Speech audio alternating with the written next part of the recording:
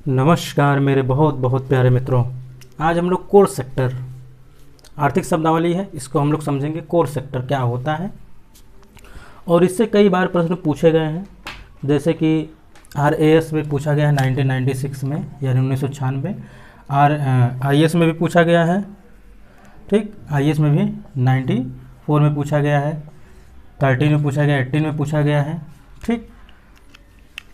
इसके बारे में हम लोग समझते हैं क्या है कोर सेक्टर। कोर सेक्टर का मतलब क्या होता है? एकदम मूलभूत, कहते हैं ना, ये इस क्षेत्र का क्या है, एकदम कोर पॉइंट है, या इस घर का ये क्या है, एकदम कोर बेसिक चीज़ें हैं। कोर का मतलब ये होता है कि जिसके बिना कोई दूसरा कार्य ना हो।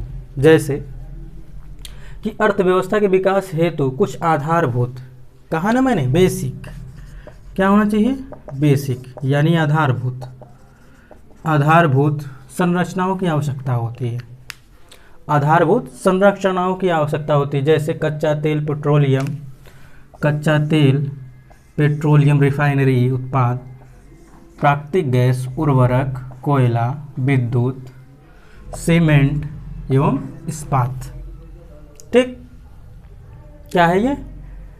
देखिए 1 2 3 4 5 6 7 8, ये आप याद रखिएगा कि 8 ऐसे क्षेत्र हैं या फिर उद्योग हैं जिनको क्या बोलेंगे, कोर सेक्टर बोलेंगे, ठीक।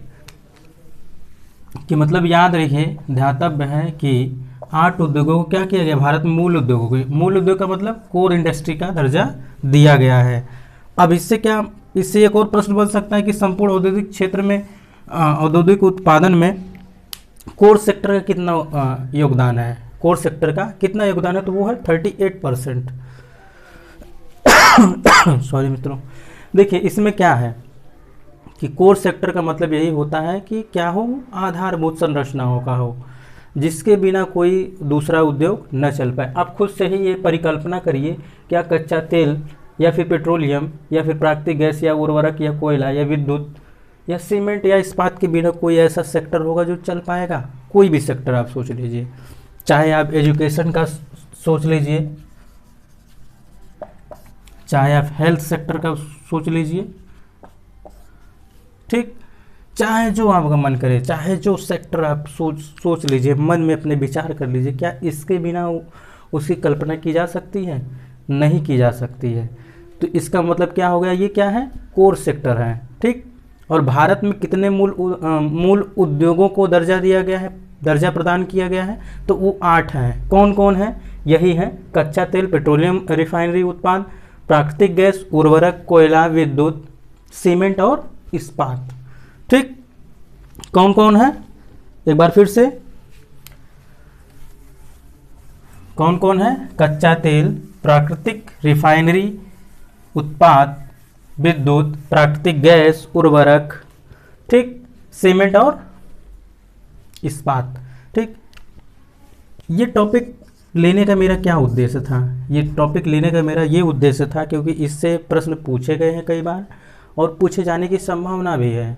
हो सकता है ये सब में रिपीट हो, लेकिन कई और एग्जामिनेशन में इसका क्या हो जाए, रिपीटेशन हो जाए, इसको फिर से ले लिया जाए।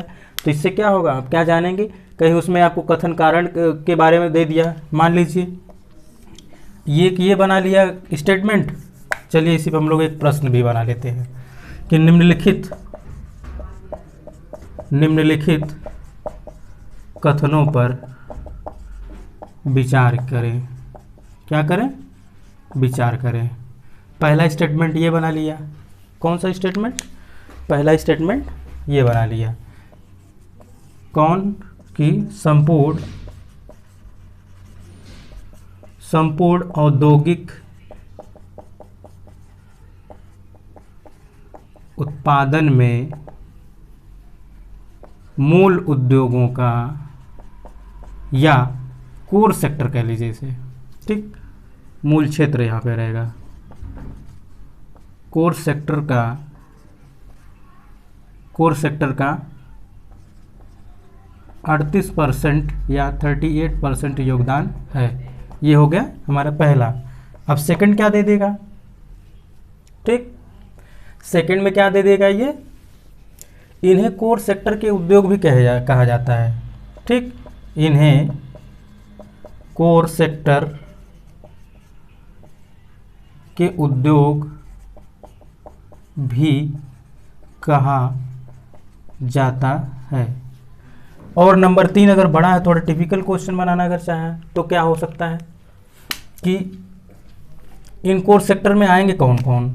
नाम सीधे सीधे लिख दिया, कच्चा तेल, ठीक, पेट्रोलियम, रिफाइनरी, प्राकृतिक गैस, ठीक। और ये 3 के तीनों दे दिया। और ऑप्शन आपको क्या दे दे, ऑप्शन आपको दे दे कूट में दे करके क्या करे, ऑप्शन नंबर ए केवल 1 2, बी केवल 2 3, ठीक, सी केवल 1 3, डी उपर्युक्त सभी। क्या करेंगे आप, ये देखिए एक टर्मिनोलॉजी हमने कैसे प्रश्न तैयार किया। तो आप अगर ये तीनों जानते रहेंगे तभी नहीं इसको कहेंगे कि हाँ ये डी वाला सही है। तो इसके जो कोर सेक्टर हो या फिर कोई भी टर्मिनोलॉजी हो, उससे प्रश्न बनाने का तरीका यही होता है कि हम क्या करें, उसके सारे चीज़ों को अलग करके उसको हम क्या करें, क्वेश्चन में उसका फ्रेम कर दें, उसको फ्रेमिंग कर दें।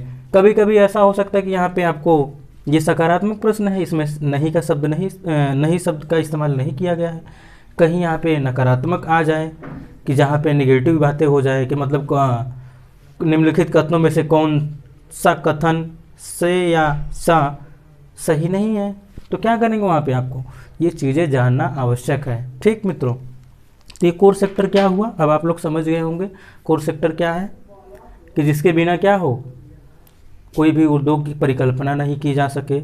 इनको कोर सेक्टर यानी कि कोर उद्योग का इनको क्या दिया गया है, दर्जा प्रदान किया गया है।